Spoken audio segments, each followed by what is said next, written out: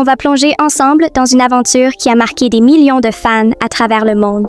Dragon Ball, la toute première épopée de Goku, avant Dragon Ball Z, avant Super, avant les cheveux bleus, rouges et Ultra Instinct. Non, aujourd'hui, on repart à la base. On retourne à ce petit garçon naïf, pur, un peu idiot parfois, mais qui avait un cœur énorme et une soif d'aventure sans limite. Tout commence au fin fond des montagnes. On découvre Son Goku, un petit garçon avec une queue de singe qui vit seul dans la nature après la mort de son grand-père adoptif, Son Gohan. Goku, c'est un mélange entre Tarzan et un extraterrestre qu'on ne connaît pas encore.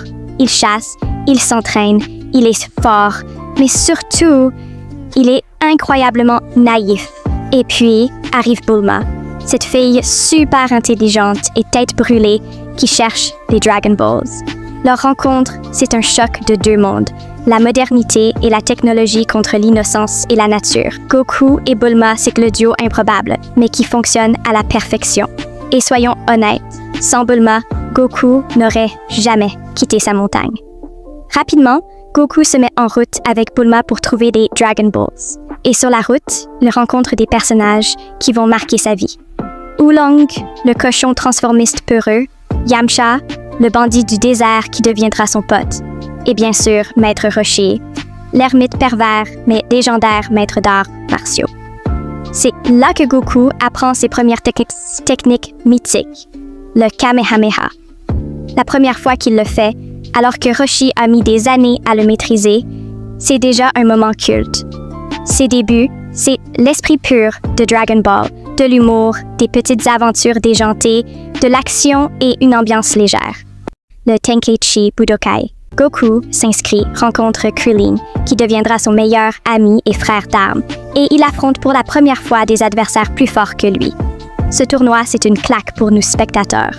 Pour la première fois, Dragon Ball prend vraiment la forme d'un shonen de combat. Les affrontements sont dynamiques, bourrés d'humour et de surprises. Et même si Goku ne gagne pas, ce tournoi met en place une tradition. On sait que chaque Budokai sera un moment épique dans l'histoire. Puis, changement de ton. Goku part affronter la Red Ribbon Army, une organisation militaire qui veut s'emparer des Dragon Balls. C'est la première fois que Dragon Ball devient un peu plus sérieux. On n'est plus dans les gags de Roshi ou d'Oolong, on est dans un combat contre une véritable armée. Et c'est incroyable de voir un gamin de 12 ans pulvériser des bases militaires entières avec son bâton magique et sa force brute. L'arc du ruban rouge, c'est un moment fondateur. Il prouve que Dragon Ball, ce n'est pas juste de l'humour, mais aussi de l'action intense. Et soyons clairs, c'est l'un des arcs les plus sous-estimés de toute la saga. Pendant cet arc, Goku affronte pour la première fois un véritable assassin, Tao Pai Pai. Et là, c'est un choc. Goku perd, et pour la première fois de sa vie, il comprend qu'il n'est pas invincible. Il doit s'entraîner, progresser, dépasser ses limites. Rencontre Karin, le maître chat perché en haut de sa tour, qui lui apprend la vraie maîtrise de son corps et de son énergie. C'est un moment clé. Goku passe de fort naturellement à guerrier qui s'entraîne pour devenir plus fort. Ensuite, il y a la fameuse rencontre avec Baba la Voyante, qui organise des combats pour que Goku et ses amis puissent retrouver les Dragon Balls. Et là, révélation incroyable, Goku affronte son grand-père Son Gohan, revenu du monde des morts juste pour lui donner une dernière leçon. C'est l'un des moments les plus émouvants de toute Dragon Ball. Tu sens la pureté de Goku, son respect, son amour pour son grand-père. Et franchement, difficile de ne pas avoir un petit pincement au cœur. Deuxième tournoi, deuxième claque. Cette fois, Goku et Krillin affrontent de nouveaux rivaux, Tenshinhan et Kaozu, élèves de l'école de la grue. Là, on voit une vraie montée en puissance. Les combats deviennent stratégiques, intenses, parfois même cruels. Et Goku, encore une fois, montre qu'il ne lâche jamais, même face à plus fort que lui. La finale contre Tenshinhan, c'est l'un des plus beaux combats de Dragon Ball. Et même si Goku perd encore, il grandit, il évolue, il devient de plus en plus fort. Dragon Ball bascule dans une toute autre dimension avec l'arrivée du roi démon Piccolo. Là, fini les gags, fini les aventures légères, c'est du sérieux, du sombre, du tragique. Piccolo tue des personnages importants, l'ambiance devient pesante et pour la première fois, Goku doit affronter un véritable ennemi mortel. Et ce qui rend cet arc si puissant, c'est que Goku souffre, il perd. Il doit se relever encore et encore. Le combat final contre Piccolo, c'est un moment mythique.